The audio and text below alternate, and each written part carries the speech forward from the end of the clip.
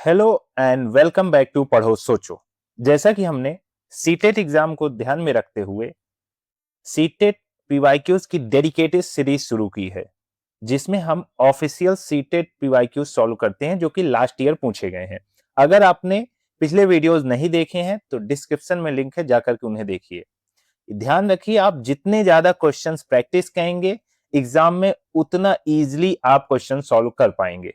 चलिए शुरू करते हैं आज का सेशन। आज का पहला सवाल, Howard Gardner's concept of intelligence implicates that. Howard Gardner की दी गई बुद्धि की अवधारणा का निहितार्थ है कि, बताइए। चलिए देखते हैं। जैसा कि स्पीयरमैन ने इंटेलिजेंस की थ्योरी दी, उन्होंने जी फैक्टर की बात की। फिर इसको लेकर के हावर्ड गार्डनर ने उनकी थ्योरी को क्रिटिक किया और कहा नहीं, आप किसी एक नंबर से, किसी आईक्यू टेस्ट के बेस पे सभी का इंटेलिजेंस नहीं जज कर सकते हैं। और उन्होंने मल्टीपल इंटेलिजेंस की थ्योरी को प्रोपाउंड किया, जिसमें उन्होंने 8 से 9 प्रकार की इंटेलिजेंस की बात कही। जैसे स्पेशियल इंटेलिजेंस जिसमें 3D का ज्ञान हो, बॉडली कैनेस्थेटिक इंटेलिजेंस है, डांसर हो गए, एथलीट्स हो गए, लिंग्विस्टिक इंटेलिजेंस राइटर ऑथर हो गए आपके, या फिर म्यूजिकल इंटेलिजेंस आपके सिंगर। तो डिफरेंट डिफरेंट इंटेलिजेंस की बात उन्होंने की। चलिए अब ऑप्शन देखते हैं। Intelligence has only one dimension, बुद्धि का केवल एक ही आयाम है। अब बात हावर्ड गार्डनर की हो रही, तो ये ऑप्शन बिल्कुल गलत है। लेकिन यही बात अगर स्पीयरमैन की होती तो ये ऑप्शन सही होता, सो अभी गलत होगा। Intelligence is only about practical learning, बुद्धि केवल प्रयोगात्मक अधिगम से संबंधित है, बिल्कुल नहीं। Everyone processes and understand the world in the same way, सभी लोग दुनिया को समान रूप से समझते हैं और संसाधित करते हैं। क्या ऐसा सच में आपको लगता है कि सारी दुनिया जिस तरह आप देख रहे हैं उसी तरह सोचती है, उसी तरह देखती है? बिल्कुल नहीं। तो हमारा ऑप्शन नंबर 3 भी गलत होता है। Human beings differ in their abilities in different domains, अलग अलग आयामों में लोगों की अलग अलग योग्यताएं होती हैं, बिल्कुल सही है। जैसे कोई बच्चा हो सकता है मैथ्स में ना अच्छा हो, लेकिन हो सकता है वो डांस में बहुत अच्छा हो। किसी की राइटिंग स्किल अच्छी ना हो, लेकिन वो सिंगर बहुत अच्छा हो सकता है। सो डिफरेंट डिफरेंट लोग डिफरेंट डिफरेंट फील्ड में एक्सपर्ट हो सकते हैं। While talking about her poor marks in mathematics, Avi says, I just don't have the sense for numbers. Avi is attributing his performance to, गणित में खराब अंकों के बारे में बात करते हुए अवी कहता है, मुझे अंकों की समझ नहीं है। अवी अपने प्रदर्शन का कारण किसको ठहरा रहा है, बताइए। देखिए, जैसा कि हमने डिस्कस किया है, एट्रीब्यूशन थ्योरी या आरोपण की थ्योरी को वाइनर ने दिया है, जिसमें वो बात करते हैं कि हम अपने सक्सेस और अपने फेलियर को किसी ना किसी रूप में व्यक्त करते हैं।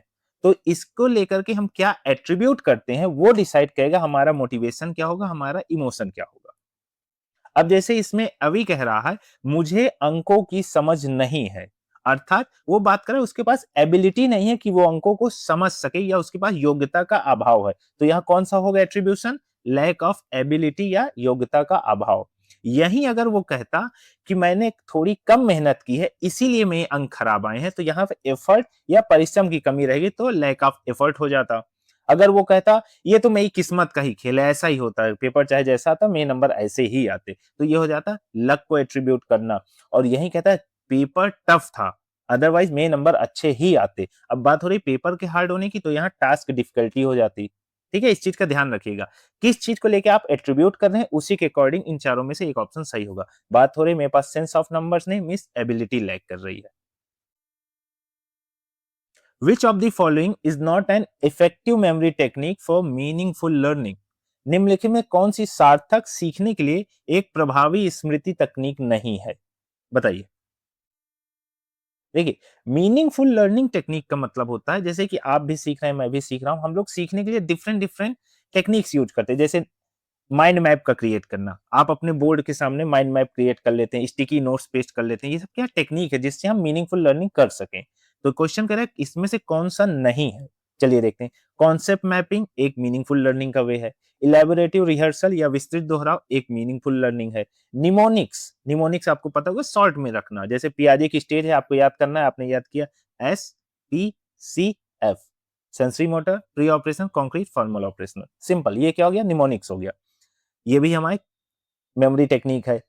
बात करें रोट रिहर्सल, रटने की या दोहराव की, ध्यान रखिएगा एनसीएफ, एनईपी क्लियरली मेंशन करते हैं कि रोट मेमोराइजेशन, रोट लर्निंग को हमें प्रमोट नहीं करना है। तो कभी भी ऑप्शन में रोट मेमोराइजेशन दिखे तो ध्यान रखिएगा मोस्ट ऑफ द चांस है ये ऑप्शन गलत होगा। So not an effective technique, तो हमारा option number 3। Repetitive and ritualistic behaviour is an identifying characteristics of, दोहराव व बारंबार किए जाना व्यवहार किसकी विशिष्ट पहचान है? बताइए। देखिए, ये जो किसी भी बिहेवियर का ये जो रिपीटेड मोड होता है, ये तब होता है जब कोई भी चाइल्ड ऑटिज्म स्पेक्ट्रम डिसऑर्डर या हम कहें कि एएसडी से इफेक्टेड हो। वो ऐसा करते इसलिए हैं क्योंकि उनको लगता है अगर चीजें अनप्रेडिक्टेड हो गई तो उनको अनकंफर्टेबल फील होगा और वो अपसेट हो जाएंगे। तो ये उनका एक कोप मैकेनिज्म है, ये चीज ध्यान रखिएगा। इसीलिए अगर आप उनको पहले इन्फॉर्म कर देंगे तो उसी अकॉर्डिंग डेवलप कर लेंगे और ये प्रॉब्लम नहीं होगी। तो उनका रिपीटेटिव बिहेवियर एक प्रकार से कोप मैकेनिज्म की तरह वर्क करता है। तो हमारा ऑप्शन नंबर 3 यहाँ सही होगा। अदर भी हमारे डिफरेंट डिफरेंट डिसऑर्डर हैं जिसको हम डिसऑर्डर चैप्टर में ऑलरेडी डिस्कस कर चुके हैं। असर्शन रीजन, वही ट्रिक हमेशा रखना है, ध्यान रखिएगा दोनों स्टेटमेंट को पहले इंडिविजुअल पढ़ना है, अगर दोनों सही लगे फिर बीच में क्योंकि या बिकॉज ऐड करके हमें पढ़ना है। चलिए देखते हैं। जबकि कुछ बच्चे 12 महीने की उम्र में बड़बड़ाना और 2 शब्दों का वाक्य बोलना शुरू कर देते हैं, अन्य 20 महीने की उम्र तक ऐसा नहीं करते हैं। Means, while some children start babbling and uttering 2-word sentences at 12 months, others don't do this till they are 20 months old. Okay? Reason कहता है विकासात्मक प्रतिमान केवल सांकेतिक है और व्यक्तिगत बच्चों का विकास काफी भिन्न हो सकता है। Development milestones are only suggestive and development of individual children can be quite varied. बताइए कौन सा ऑप्शन सही है? चलिए देखते हैं। पहले बात कर रहा है कि कोई भी चिल्ड्रन बैबलिंग या अटरिंग 2 वर्ड सेंटेंसेस 12 मंथ में स्टार्ट कर देता है, जबकि वहीं दूसरा बच्चा 20 मंथ में होता है। तो जैसा प्रिंसिपल्स ऑफ डेवलपमेंट की क्लास में हमने डिस्कस किया था, बच्चों का डेवलपमेंट डिफरेंट डिफरेंट फेज में या उनके इंडिविजुअल डिफरेंसेस होते हैं, रेट में डिफरेंस होता है। लेकिन जब बात आएगी माइलस्टोन की, माइलस्टोन दिए गए हैं लेकिन ये सिर्फ सजेस्टिव है, फिक्स्ड नहीं है कि एग्जैक्टली आज 17 अगस्त को बच्चा ये क्रॉस करेगा या इस माइलस्टोन को अचीव करेगा। तो हमारा पहला सही है statement. Development mile only suggestive, हमारा दूसरा स्टेटमेंट भी सही है। दोनों को एक साथ पढ़ते हैं। कुछ बच्चे 12 महीने की उम्र में 2 शब्दों का वाक्य बोलना शुरू कर देते हैं, अन्य 20 महीने की उम्र तक ऐसा नहीं करते क्योंकि विकासात्मक प्रतिमान केवल सांकेतिक है और व्यक्तिगत बच्चों का विकास काफी भिन्न हो सकता है। तो हमारे दोनों सही हैं और दोनों एक दूसरे को एक्सप्लेन कर रहे हैं। ऑप्शन नंबर 3 सही है। According to Vygotsky, children regulate their own behaviour through the, Vygotsky के अनुसार बच्चे अपने स्वयं के व्यवहार को किस प्रकार नियमित करते हैं? बताइए। इसको हमने कई बार डिस्कस किया है। ये वाइगोत्स्की, पियाजे, हार्वर्ड गार्डनर, कोलबर्ग, ये ऐसे साइकोलॉजिस्ट हैं जो आपको रिपीटेड मोड में दिखेंगे। तो बात हो रही वाइगोत्स्की की। वाइगोत्स्की ने थ्योरी कौन सी दी है? Constructive socialist theory. वो बात करते हैं कि बच्चे अपने नॉलेज का कंस्ट्रक्शन सोसाइटी के साथ इंटरेक्शन से करते हैं और वही बात करते हैं प्राइवेट स्पीच स्पीच की और इनर स्पीच की। अर्थात ये जो इनका प्राइवेट स्पीच होता है, इनर स्पीच होता है, ये बच्चे को गाइड करता है। बच्चा खुद से ही बात करता है, नहीं ये ब्लॉक सही नहीं, दूसरी ब्लॉक लगाते हैं, खुद से बात करते हैं और सीखते हैं। चलिए ऑप्शन देखते हैं। Process of equilibration, process of adaptation, संतुलीकरण की प्रक्रिया, अनुकूलन की प्रक्रिया। जैसे हमने पियाजे की क्लास में डिस्कस किया है, ये दोनों पियाजे के हैं, ध्यान रखिएगा। अगर आपने वीडियो नहीं देखी, डिस्क्रिप्शन में लिंक है। तो ये दो ऑप्शन तो एलिमिनेट हो गए। Use of self reinforcement, use of inner speech. So हमारा ऑप्शन 4 सही होगा। बात हो रही इनर स्पीच की। वाइगोत्स्की ने बच्चों के ओन बिहेवियर के लिए इनर स्पीच की बात कही है। अकॉर्डिंग टू वाइगोत्स्की थ्योरी, फिर से वाइगोत्स्की देखिए, ये बहुत इंपॉर्टेंट है सीटेट के according. Which of the following is a recommended approach in order to optimise students learning experience? Vygotsky के सिद्धांत के अनुसार छात्रों के सीखने के अनुभव को बेहतर बनाने के लिए निम्नलिखित में से कौन सा एक अनुशंसित दृष्टिकोण है? बताइए। चलिए देखते हैं। सबसे पहले बात करते हैं वाइगोत्स्की ने अपनी थ्योरी में कहा क्या है। वाइगोत्स्की बात करते हैं जेडपीडी की, अर्थात जोन ऑफ प्रॉक्सिमल डेवलपमेंट की। ये होता क्या है, जैसे कोई बच्चा है उसकी ग्रोथ यहां तक हुई है, लेकिन उस बच्चे के अंदर पोटेंशियल है कि वो बच्चा आउटर सर्कल तक ग्रो कर सकता है। तो ये जो बीच की रेंज है, इसे बोलते हैं जोन ऑफ प्रॉक्सिमल डेवलपमेंट। लेकिन यहां तक पहुंचने के लिए उस बच्चे को सपोर्ट की जरूरत होती है। उस सपोर्ट को हम कहते हैं स्कैप फोल्डिंग, जो कि हमें प्रोवाइड की जाती है मोर नॉलेजेबल अदर्स, जो हमसे ज्यादा टैलेंटेड हैं, जो हमसे ज्यादा एक्सपीरियंस है, जो हमसे ज्यादा सीनियर है, उनके द्वारा, पेरेंट्स, टीचर। तो किसी भी बच्चे का एक्चुअल डेवलपमेंट उसके पोटेंशियल डेवलपमेंट तक पहुंच सकता है अगर उसे मोर नॉलेजेबल अदर्स के द्वारा स्कैप फोल्डिंग प्रोवाइड की गई। स्कैप फोल्डिंग मतलब टेम्परेरी सपोर्ट। चलिए अब ऑप्शन देखते हैं। Providing no support to students and leaving them to struggle on their own, बिल्कुल नहीं। छात्रों कोई सहायता नहीं दे, हमें छात्रों को सहायता देना है। यही बात वाइगोत्स्की करते हैं, स्कैप फोल्डिंग की बात करते हैं। Provide student with work that they can manage and complete individually, बिल्कुल नहीं। याद रखिएगा, जब बात हो रही व्यक्तिगत रूप से प्रबंधित और पूरा कर सकने की, ऐसी बात पियाजे कहते हैं। पियाजे कहते हैं बच्चा लिटिल साइंटिस्ट है। सो वाइगोत्स्की के लिए ये गलत है। Providing student with work that is completely unrelated to their current level of understanding, ऐसा काम प्रदान करना जो उनकी समझ के वर्तमान स्तर से पूरी तरह असंबंधित है, बिल्कुल नहीं। इससे बच्चा फ्रस्ट्रेटेड होगा, उसका मोटिवेशन और लो हो जाएगा और उसका कॉन्फिडेंस कॉम्प्रोमाइज हो जाएगा। Providing student with work that is just beyond their current level of understanding with appropriate support and guidance, बिल्कुल सही बात है।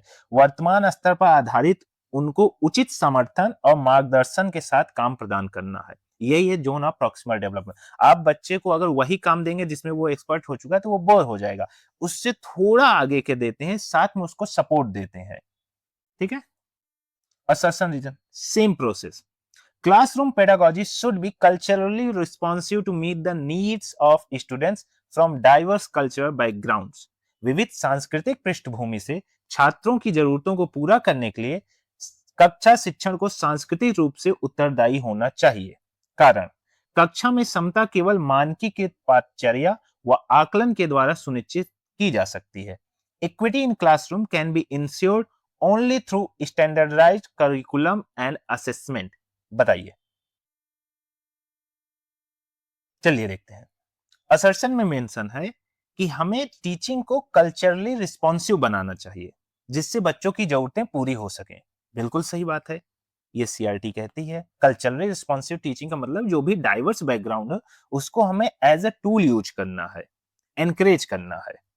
दूसरा कह रहा है equity in classroom can be ensured, समता थ्रू द स्टैंडर्डाइज करिकुलम, बिल्कुल नहीं। ये पूरी तरह से गलत है। ये तो वही बात हो गई वन फिट्स ऑल, आप एक ही सांचे में सभी को फिट करना चाहते हैं। जब डाइवर्स बैकग्राउंड की बात होगी तो स्टैंडर्ड करिकुलम नहीं होना चाहिए, फ्लेक्सिबल करिकुलम होना चाहिए। तो हमारा A is true, all R is false. Which of the following is correct about the process of learning according to socio constructivist theories. सामाजिक रचनावादियों के अनुसार अधिगम की प्रक्रिया के बारे में निम्नलिखित में से कौन सा कथन सही है, बताइए। चलिए देखते हैं। उससे पहले देखिए सोशियो कंस्ट्रक्टिविस्ट कहते क्या है। इनका मानना है कि ज्ञान का जो कंस्ट्रक्शन होता है वो सोसाइटी में इंटरेक्शन के थ्रू होता है, डिस्कशन करके, कोलैबोरेशन करके, म्यूचुअल अंडरस्टैंडिंग डेवलप करके। जब हम ग्रुप में सोसाइटी में रहते हैं तो एक दूसरे से सीखते हैं और ये हमारे लर्निंग का बेस है। सोशियो कंस्ट्रक्टिविस्ट के अकॉर्डिंग, सामाजिक रचनावादियों के अकॉर्डिंग, समाज बहुत इंपॉर्टेंट रोल प्ले करता है नॉलेज के कंस्ट्रक्शन में। अब ऑप्शन देखते हैं। Learning is a passive process that occurs solely through observation. अधिगम एक निष्क्रिय प्रक्रिया है जो केवल अवलोकन के माध्यम से होती है। देखिए पैसिव वर्ड आ गया, यहीं से गलत हो गया। और अकेले नहीं होती है, ग्रुप में, समाज में। पहला ऑप्शन हमारा गलत है। Learning is a social process of meaning making, बिल्कुल सही है। अधिगम अर्थ निर्माण की एक सामाजिक प्रक्रिया है। ऑप्शन नंबर 2 हमारा सही है। समाज में हम क्या करते हैं, अर्थ निर्माण करते हैं, उसी थ्रू हम सीखते हैं। हाँ, ऑप्शन नंबर 2 यहाँ सही है। Learning is a individualistic process that occurs in isolation, बिल्कुल नहीं। ध्यान देंगे, जब भी बात वाइगोत्स्की की होगी या सामाजिक रचनावादियों की होगी, आपको अगर आइसोलेशन वर्ड दिखे, इंडिविजुअल वर्ड दिखे, पैसिव प्रोसेस दिखाई दे या सोलरी थ्रू ऑब्जर्वेशन, ये ऑप्शन गलत ही होंगे। Learning occurs only in a classroom, बिल्कुल नहीं, ये तो एकदम गलत है। समाज से हम बहुत कुछ सीखते हैं, सो हमारा ऑप्शन नंबर 2 सही है। विच of the following is correct in context of gifted children? प्रतिभाशाली बच्चों के संदर्भ में निम्नलिखित में से कौन सा सही है, बताइए। चलिए ऑप्शन देखते हैं। Gifted students are always happy, popular and well adjusted, हमेशा खुश लोकप्रिय होते हैं, बिल्कुल नहीं, ऐसा कुछ नहीं। गिफ्टेड चिल्ड्रन का क्या होता है, उनकी थोड़ी इंटेलिजेंस लेवल थोड़ी सी स्पीड होती है, थोड़ी फास्ट होती है, वो थोड़ा बेटर परफॉर्म करते हैं, चीजों को इजिली एब्जॉर्ब करते हैं, सीखते हैं, लेकिन हमेशा खुश रहते हैं, ऐसा कोई रूल नहीं है। Gifted student learn at comparatively advanced pace than other student, ध्यान रखेंगे, अन्य छात्रों की तुलना में अपेक्षाकृत उन्नत गति से सीखते हैं, इनकी सीखने की स्पीड ज्यादा होती है नॉर्मल स्टैंडर्ड स्टूडेंट की तुलना में। सो हमारा ऑप्शन नंबर 2 अभी सही है। Gifted children are free from risk of learning disability, नहीं, ऐसा कुछ नहीं। गिफ्टेड चिल्ड्रन भी लर्निंग डिसेबिलिटी से अफेक्टेड होते हैं, हो सकते हैं। Gifted children certainly excel in all areas, नहीं। गिफ्टेड चिल्ड्रन किसी एक पर्टिकुलर एरिया में भी हो सकते हैं, वो एक्सपर्ट हो सकता है सारे एरिया में हो, ये कोई फिक्स रूल नहीं है। सो हमारा ऑप्शन नंबर 2 सही होगा।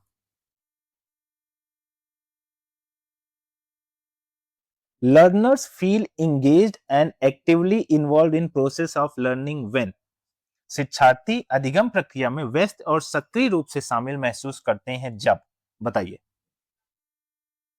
चलिए देखते हैं। पहला ऑप्शन है socio emotional needs of learners are ignored, जब शिक्षार्थियों की सामाजिक भावनात्मक आवश्यकताओं की उपेक्षा की जाती है। ये बताइए, कोई आपको इग्नोर करेगा, आप इन्वॉल्व महसूस करेंगे? बिल्कुल नहीं, पहला ऑप्शन हमारा गलत होता है। Their prior knowledge is discarded and negated, उनका पूर्व ज्ञान को पृथक किया जाता है और नकारा जाता है, बिल्कुल नहीं।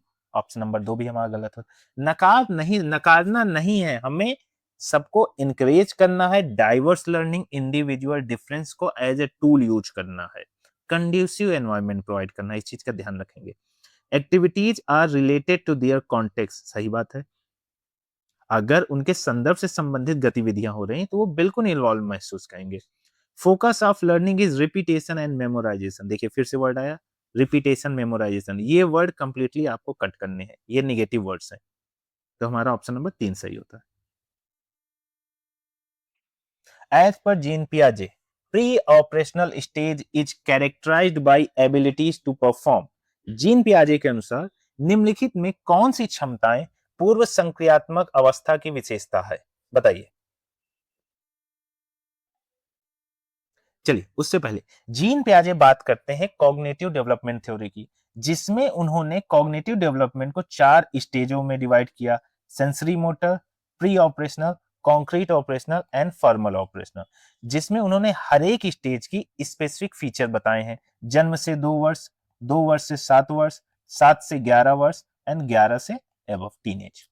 जैसे सेंसरी मोटर में बच्चा अपने सेंसेस से सीखता है, इंटरेक्शन करके सीखता है। प्री ऑपरेशनल में बच्चा ऑपरेशन लॉजिक नहीं डेवलप होता, ये लॉजिक से पहले की एज है। कॉन्क्रीट ऑपरेशन में लॉजिक डेवलप होता है लेकिन सिर्फ कॉन्क्रीट ऑब्जेक्ट्स के लिए, मूर्त ऑब्जेक्ट्स के लिए। फॉर्मल ऑपरेशन में एब्स्ट्रैक्ट थिंकिंग डेवलप होना शुरू हो जाती है। यहां बात कर रहा है प्री ऑपरेशनल स्टेज की कैरेक्टरिस्टिक क्या है। अब ऑप्शंस देखते हैं। ऑप्शन पहला है हमारा, प्री ऑपरेशनल की बात कर रहा है। प्री ऑपरेशनल की सबसे बड़ी खूबी है, इस समय लॉजिक नहीं डेवलप हुआ है, तो बच्चे सिंबॉलिक प्ले करते हैं, एनिमिज्म डेवलप होता है। एनिमिज्म का है चंदा को जीवित समझना, निर्जीव वस्तुओं को जीवित समझना है एनिमिज्म, जीववाद जिसे कहते हैं। ठीक है, चलिए ऑप्शन देखते हैं। इमिटेशन एंड रिवर्सिबिलिटी, रिवर्सिबिलिटी कभी नहीं आती प्री ऑपरेशन में, अभी लॉजिक डेवलप ही नहीं हुआ, कंजर्वेशन तक नहीं आया है, तो रिवर्सिबिलिटी का सवाल ही नहीं उठता। ये है concrete operational stage, option number 1 गलत है। Option 2 symbolic play and animism, बिल्कुल सही बात है, ये प्री ऑपरेशनल का बहुत इंपॉर्टेंट फीचर है। क्लासिफिकेशन एंड सीरिएशन, ये आपका कॉन्क्रीट ऑपरेशनल स्टेज है। कंजर्वेशन एंड एब्स्ट्रैक्ट थिंकिंग, ये फॉर्मल ऑपरेशन की है। बात हो रही प्री ऑपरेशनल की, तो हमारा ऑप्शन नंबर 2 सही होगा। असर्शन रीजन, शिक्षकों को कक्षा में प्रश्न पूछने पर ध्यान देना चाहिए और निर्देश देने के बजाय उन्हें प्रश्न पूछने के लिए प्रोत्साहित करना चाहिए. Teachers should focus on asking questions in classroom and encouraging children also us to ask questions rather than giving instruction. Reason, बाल केंद्रित शिक्षा शास्त्र का अर्थ है कक्षा में बच्चों की आवाज को महत्व देना और उनकी प्रतिभागिता को सुनिश्चित करना. Child centered pedagogy means giving opportunities to children's voice and ensuring their participation. बताइए, देखिए, समझिए, आज 21st सेंचुरी स्किल्स की बात होती है. इसमें सबसे इंपॉर्टेंट है क्रिटिकल थिंकिंग. क्रिटिकल थिंकिंग तभी डेवलप होती है जब बच्चे क्वेश्चन पूछते हैं और उनके क्वेश्चन को वैसे ही आप एनकरेज करें जिससे उनके अंदर और ज्यादा थिंकिंग डेवलप हो, उनके कंफ्यूजन क्लियर हो. पहला हमारा असर्शन कह रहा है कि क्लासरूम में एनकरेज करना चाहिए क्वेश्चन पूछने के लिए, इंस्ट्रक्शन सिर्फ नहीं देना. बिल्कुल सही बात है और ऐसा इसलिए करना चाहिए क्योंकि बाल केंद्रित शिक्षा शास्त्र child centre pedagogy clearly mention करती है कि बच्चों की आवाज, बच्चों के क्वेश्चन, बच्चों के डाउट्स को इंपॉर्टेंस देना चाहिए, प्रॉपर पार्टिसिपेशन का उन्हें मौका देना चाहिए. तो हमारे दोनों ऑप्शन सही और दोनों एक दूसरे को एक्सप्लेन कर रहे हैं. नेक्स्ट है, when presented with henge dilemma, Arunima reasons, the law was not set up for these circumstances. Taking the drug in this situation is not really right, but it's justified. Which stage of moral development is Arunima according to the theory of Lawrence Kohlberg? Henge की दुविधा को पेश किए जाने पर अरुणिमा तर्क देती है, कानून इन परिस्थितियों के लिए स्थापित नहीं किया गया था. इस स्थिति में दवा लेना वास्तव में सही नहीं है, लेकिन यह उचित है. कोलबर्ग के सिद्धांत के अनुसार अरुणिमा नैतिक विकास की कौन सी अवस्था है? बताइए. चलिए देखते हैं. पहले बात करते हैं, कोलबर्ग ने मोरल डेवलपमेंट या नैतिक विकास की थ्योरी दी, जिसके लिए उन्होंने 3 लेवल डिसाइड किए, pre conventional, conventional and post conventional, और इन सभी 3 लेवल्स को 2-2 स्टेजेस में डिवाइड किया. ठीक है, इस चीज का ध्यान. अब पहले लेवल में बात करते हैं कि बच्चा जो भी काम करता है वो सेल्फ इंटरेस्ट में करता है या तो पनिशमेंट अवॉइडेंस के लिए करता है. दूसरे स्टेज में कहते हैं बच्चा जो भी काम करता है वो सोशल अप्रूवल, गुड बॉय का टैग लेने के लिए करता है और ये मानता है कि लॉ बहुत इंपॉर्टेंट है, लॉ सोसाइटी के लिए बहुत जरूरी, तो हमें लॉ के दायरे में हर एक काम करना है. तीसरे लेवल पे बच्चा बात करता है कि लॉ जरूरी है, लेकिन अगर किसी इंसान के इंडिविजुअल डिग्निटी की बात हो रही है तो लॉ को साइड में रख के इंडिविजुअल ज्यादा इंपॉर्टेंट होगा, सोसाइटी ज्यादा इंपॉर्टेंट होगी. और उसी का लास्ट आता है यूनिवर्सल एथिकल प्रिंसिपल, जब इंसान अपने आप को भी भूल जाए समाज के लिए. तो ये बात उन्होंने की है, जैसा कि हमने लास्ट वीडियोज में डिटेल में डिस्कस किया है.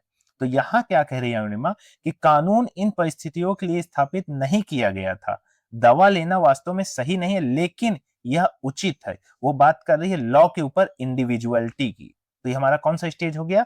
तीसरा, कन्वेंशनल लेवल का फर्स्ट स्टेज हो गया. सो चलिए अब क्वेश्चन देखते हैं.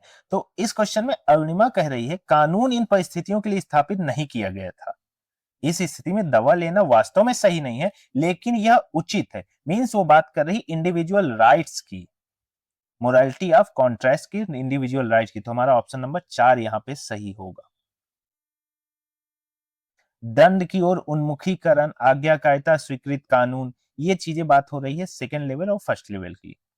सो हमारा ऑप्शन नंबर 4 सही है.